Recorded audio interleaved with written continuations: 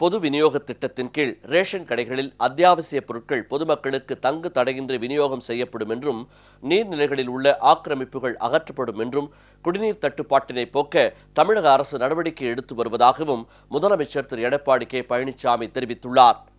மழைக்காலங்களில் பெய்கின்ற மழை நீர் அதிக அளவிலே சேமித்து வைக்கப்பட்டு நிலத்தடி நீர் செறிவூட்டப்பட்டு விவசாயிகளுக்கு தேவையான நீர் கிடைப்பதற்கு வழிவகை செய்யப்பட்டுள்ளது.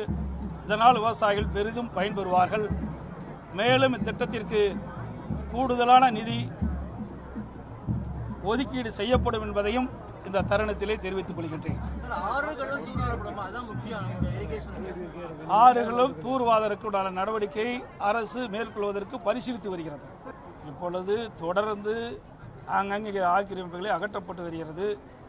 கூடிய விரைவில் அந்த நீர்நிலைகளில் இருக்கின்ற ஆக்கிரமிப்புகளை அகற்றுவதற்கு அரசு அனைத்து நடவடிக்கையும் எடுத்து வருகிறது. இந்த பணிகளை பொறுத்த வரைக்கும் முழுக்க விவசாயிகள் ஆங்காங்கே இருக்கின்ற விவசாயிகள் குழுக்களை வைத்து அரசு உதவியுடன் இந்த திட்டம் மேற்கொள்ளப்படுகிறது.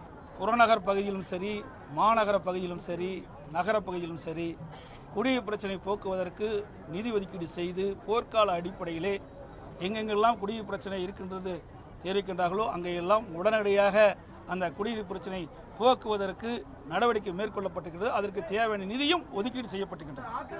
இன்றைக்கு எல்லா பொது விநியோக திட்டத்தில் ரேஷன் கடைகளிலும் முழுமையான பொருட்கள் அனைத்தும் கிடைப்பதற்கு அரசு உரிய நடவடிக்கை எடுக்கப்பட்டிருக்கின்றது. பருப்புக்கு 20,000 டன் பருப்பு கொள்முதல் செய்வதற்கு உத்தரவிடப்பட்டு இன்றைக்கு அரசு கொள்முதல் செய்யப்பட்டு வருகின்றன.